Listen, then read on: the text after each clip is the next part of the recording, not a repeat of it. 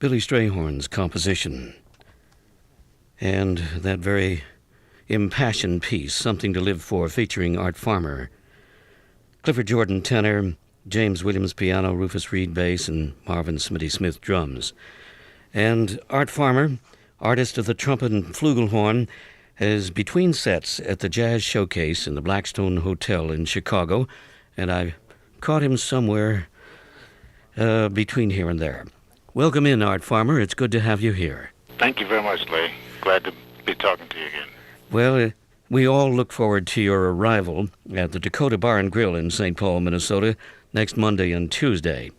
Art, we've been programming a session, and we'll go back to it later, Jazz at Kimball's East, with you and Frank Morgan and Lou Levy and Eric Von Essen, Albert Tootie Heath, that Central Avenue reunion.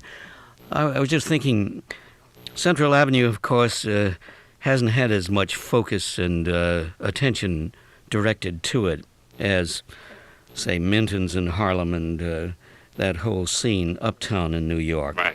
Yeah. Your memories of Central Avenue certainly must be full of all sorts of images.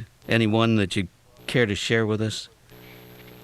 Well, I just remember when I first went there, and I walked down Central Avenue, and just walking down in the daytime in the block, I saw Jimmy Rushing, and I saw Howard McGhee, and I said, wow.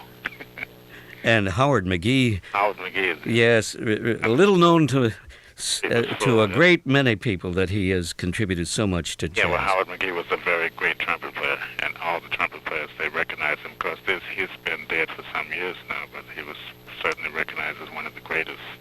And for me, just a green kid from Arizona, to see these people in human beings, it was really a thrill to me, and to be able to hear them play every night, you know. And later on, Charlie Parker and I used to walk down Central Avenue together, and because I was a green 16-year-old kid, and that's like walking down the street with Jesus Christ or somebody. One great god or goddess. Yeah. Was Howard McGhee a model for you as far as trumpet player, the artist of the brass? As far as excellence was concerned, but I never really tried to copy his style. But I was like many people that I've heard. I try to be to accomplish what I set out to do as well as I think they did. Art, as you moved on in your career, you ended up in a big band in the 50s that was full of young lions and tigers. Names like Clifford Brown, Quincy Jones, Jimmy Cleveland, Gigi Grice, yourself. That group was like a graduating class of very important peers. Right, absolutely.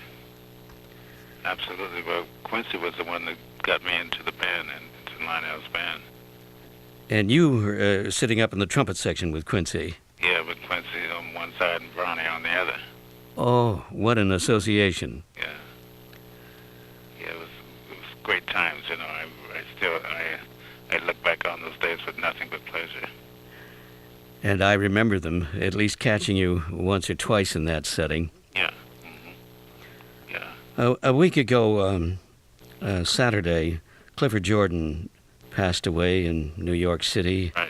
And he was a great companion and colleague. And I know that, for example, we were listening to Something to Live For, your Strayhorn collection, and Clifford was a part of that.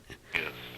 In remembering Clifford, how would you describe his impact on the music and his whole character? Well, you can compare Clifford Jordan to Clifford Brown. Clifford Brown was an artist that was instantly accepted by the international jazz audience. Instantly accepted. Anyone who heard him immediately said, "This is my man," you know, and they loved him. Clifford Jordan was equally as great an artist, but he was one of these people that it takes a long time for people to tune in on what he's doing.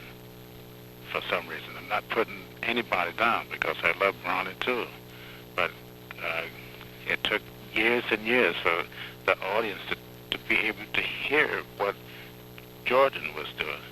And the ironic and the sad thing is that in the last 2 years of his life, the audience was able to hear him.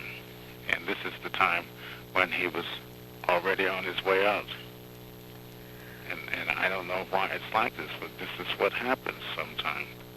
You know, this is what happened with Thelonious Monk, for instance. You know, for many years people couldn't hear Monk. They said, well, he just sounds strange. You know, I played places with Clifford where the reviews were so strange that I called up the person who wrote the review and said, hey, you're really off. And the reviewer would say, no, I know I'm right. You don't need this guy. You know, looking back on it, it's just crazy, but that's the way it was. You know, and Clifford was a very subtle musician. You know, he had a lot of subtlety that you just didn't hear the first time. But he was a great saxophone player, and there's some kind of morbid thing that goes on when someone passes on, but then people start listening. People who haven't listened that closer, they listen more closer, and they say, "Oh yeah, that was a great man." You know, well he was. He was one of the last of the great tenor saxophone players from that era. Not to say there are not others coming up now, because this is the great thing about jazz music, is that somebody's always coming up. You know, there are a lot of great youngsters coming up that I expect a lot of fantastic music from in the future.